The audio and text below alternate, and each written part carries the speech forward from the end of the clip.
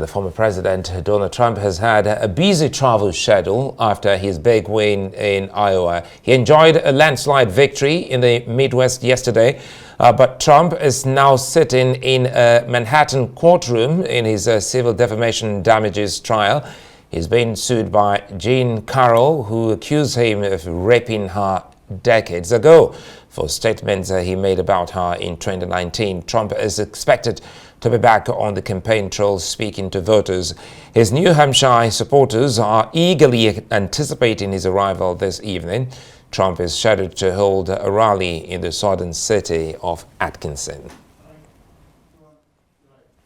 Well, let's bring in someone who knows about these things. Joining me now from Dallas, Texas, is Global Affairs Analyst Ejike Okpa. Good to see you. He caucused for Rick Perry in Iowa in 2012. Well, this is 2024, and that's a long time now. First, Trump has just won Iowa. Ejike, what does this mean for him in the coming polls? Thank you. It's very excited to be speaking with you. You know, the voice of reason on these issues, and I'm in my office and I'm toasting. You know, I'm excited because I knew this day is going to come because Trump is my candidate. I make no apologies for that. I know he's the one who is going to turn things around for America, in spite of all his challenges. So. You know, the Iowans, you know, usually they're the ones, it doesn't mean if you win the caucus in Iowa, you're going to end up in the nominee. But in this case, I don't think anything is going to derail this train that is already about to take off from the station. I mean, of course, you know, there are the legal challenges, both civil and criminal, that the former president has to address. The matter is before this U.S. Supreme Court, except they come around and said he's not qualified to run, which I very much doubt.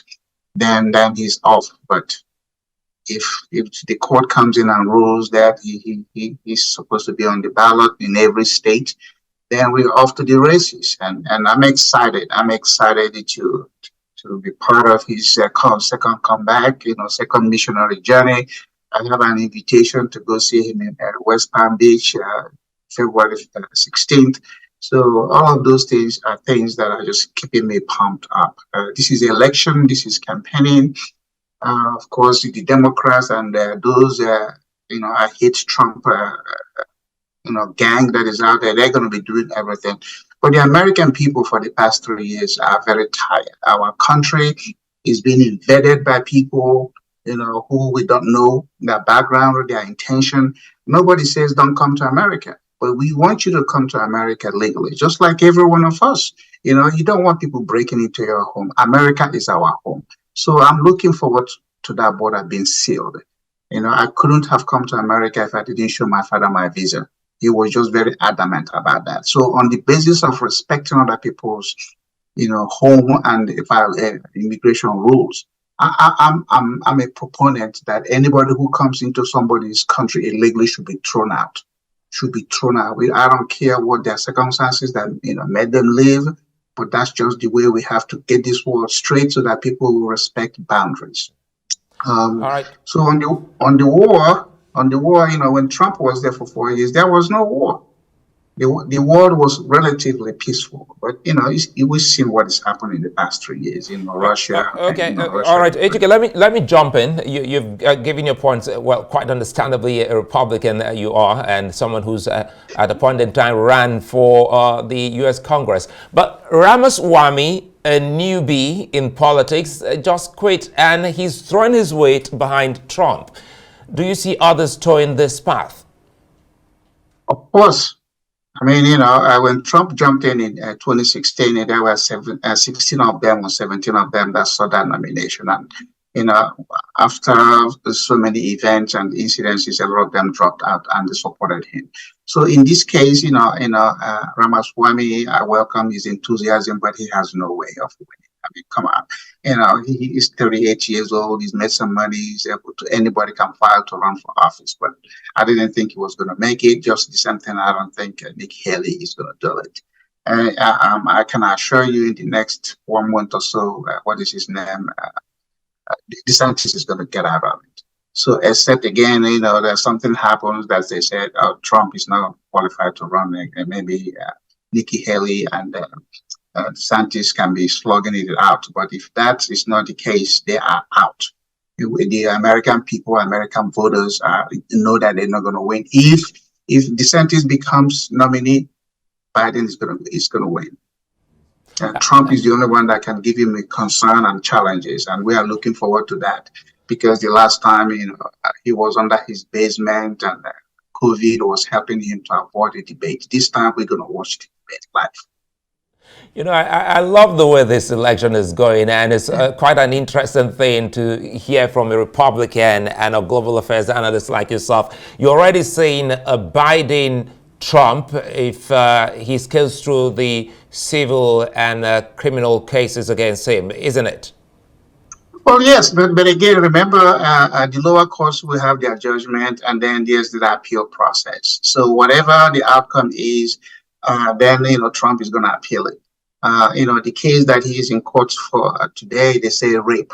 Rape is not a civil matter. If there was an actual rape, then what would have happened was, there's a criminal investigation that would have led to an indictment.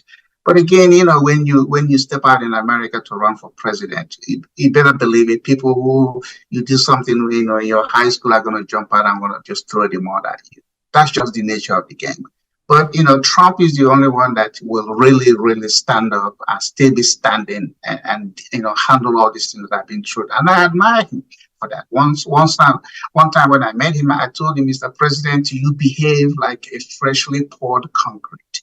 You get stronger every second. And that's the kind of person I like. He's not an angel. He has his own, he's not a saint. He has his own state. But you know what? That's politics. We want people who have convictions, who are going to stand up to do something right. And that something right is what the people are looking for. It's a news program. Quickly, before I let you go, help us establish, if we can do this in a minute, how the U.S. presidential candidates are selected just before nomination.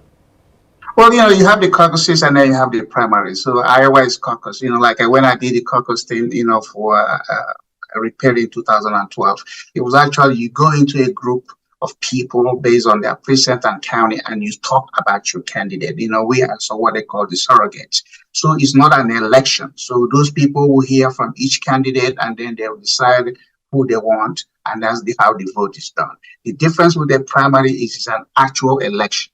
And depending on the state, sometimes some Democrats even go and vote in a Republican primary. And so that's the major difference. There are 3 or 4 other states that do caucuses, and other people, do primaries. But the caucus is actually a test because it's more personal and it's more closely, and they want to hear from you. So that's just the basic difference. And the Constitution of America doesn't have any provision as to how presidential candidates has to be chosen. Before, it used to be Congress and Senate. They get together and they pick one of their own, and then that person runs. And those things changed in the 1800s.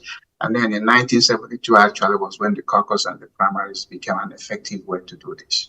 Well, Ejike Okpa, Republican, and of course, global affairs analyst. Let's see if I can get a promise. So once the elections are on, you'll be with us here on Arise talking about happenings, a deal. Look, you have access to me 24/7, so all you have to do is ask. Well, we just asked. Thank you very much, Ejike Okpa.